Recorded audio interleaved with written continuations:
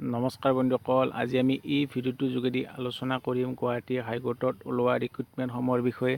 হয় বন্ধুসকল, পুনৰ গুৱাহাটী হাইকোৰ্টত পদ খালী হৈছে আৰু তাৰে আজি মই অফিচিয়েল নটিফিকেশ্যন এটা লৈছোঁ, সেইটো আজি আপোনালোকৰ আগত আলোচনা কৰিম। হয় বন্ধুসকল, আপোনালোকে দেখিছে Guwahati high court recently release an official notification for the recruitment of library assistant, computer assistant, software driver আৰু গ্ৰেড 4 এই পোষ্টসমূহত ভেকেঞ্চিসমূহ ওলাইছে। হয় বন্ধুসকল, যদি আপুনি এপ্লাই কৰে তেনেহ'লে কেনেকৈ এপ্লাই কৰিব লাগিব আৰু আপোনালোকৰ এপ্লিকেশ্যন প্ৰচেছটো হ'ব অনলাইন হ'ব আৰু লাষ্ট ডেটটো আছে আপোনালোকৰ 5 মাৰ্চ 5/3/2019 এই তাৰিখটোৰ ভিতৰত আপুনি আবেদন কৰিব লাগিব। তাৰপিছত আছে আপোনালোকৰ প্ৰথম পোষ্টটো হৈছে লাইব্ৰেৰী এছিষ্টেণ্ট।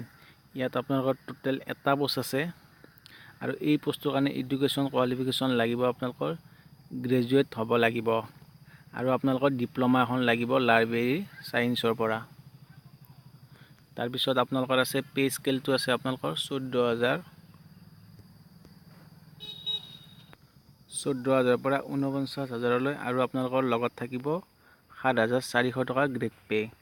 তাৰপিছত নেক্সট পোষ্টটো আছে আপোনালোকৰ কম্পিউটাৰ এছিষ্টেণ্ট।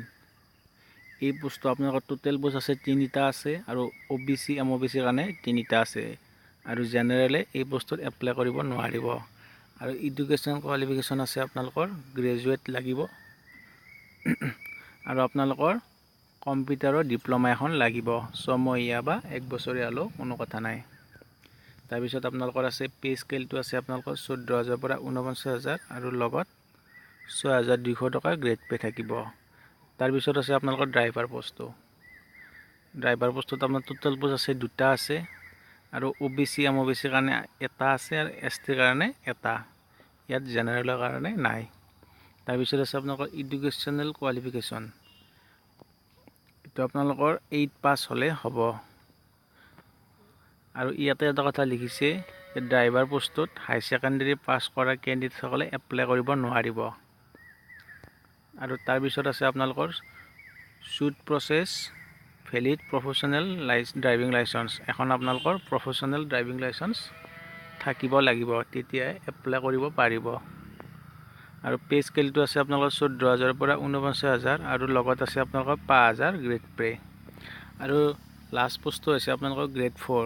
ইয়াত টোটেল আপোনালোকৰ 4টা পোষ্ট আছে আৰু আপোনালোকৰ ইয়াতে ভগাই দিছে আপোনালোকৰ কোৰ্ট এটেণ্ডেণ্টৰ কাৰণে 3টা আছে, OBC MOBC কাৰণে এটা, STP কাৰণে এটা আৰু STHৰ কাৰণে এটা আৰু আপোনালোকৰ ল' এণ্ড এটেণ্ডেণ্টৰ কাৰণে এটা আছে। টোটেল 4টা পোষ্ট আছে। এডুকেশ্যনেল কোৱালিফিকেশ্যনটো আছে আপোনালোকৰ 8 পাছ হ'লে হ'ব এই গ্ৰেড 4 পোষ্টটোত। আৰু ইয়াতে কৈছে যে হাই ছেকেণ্ডেৰী পাছ কৰাসকলে এই পোষ্টত এপ্লাই কৰিব নোৱাৰিব। তাৰপিছত পে স্কেলটো আছে আপোনালোকৰ 14,000 পৰা 37,500 আৰু গ্ৰেড পে আছে 3,900।